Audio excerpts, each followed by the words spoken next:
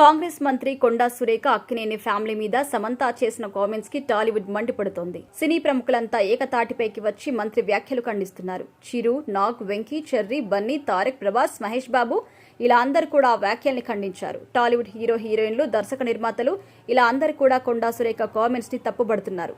అలా మాట్లాడడం సరికాదు అని వెంటనే వెనక్కి తీసుకోవాలని, క్షమాపణ చెప్పాలని కూడా డిమాండ్ చేశారు. తాను కావాలని అనలేదు అని, ఆమెను కించపరచాలని, బాధ పెట్టాలని కానీ తాను అలా అనలేదు అని, సమంత అంటే నాకు స్ఫూర్తిదాయకమైన వ్యక్తి అని చెప్పుకొచ్చారు మంత్రి. సమంతకి, అక్కినేని కుటుంబానికి కూడా మంత్రి క్షమాపణ చెప్పారు. తన వ్యాఖ్యల్ని ఉపసంహరించుకున్నట్టుగా చెప్పారు. అయితే తనకు అందిన సమాచారం మేరకు అలా మాట్లాడాను అని, తాను చెప్పిన కారణం కరెక్ట్ కాకపోతే ఇంతవరకు వారిద్దరూ ఏ కారణంతో విడిపోయారు అన్నది బయటకు ఎందుకు చెప్పడం లేదు అని ప్రశ్నించారు. ఇక కొండా సురేఖ అంశం మీద తాజాగా పోసాని కృష్ణమురళి స్పందించారు.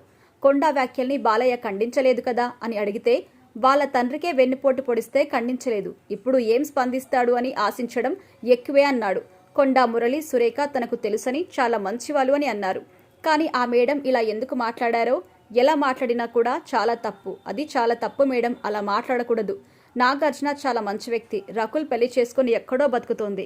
ఇలా అందరి మీద మాటలు తూలడం మంచిది కాదు మేడం. నాగార్జున సోదర సమానుడు అని చెప్పండి. సింపుల్గా మ్యాటర్ క్లోజ్ అవుతుంది. అందరికీ క్షమాపణ చెప్పండి అంటూ పోసాని హితవు పలికాడు. మరి ఈ కొండ వ్యవహారం అయితే ఇప్పట్లో ముగిసేలా లేదు అని మాత్రం కనిపిస్తోంది.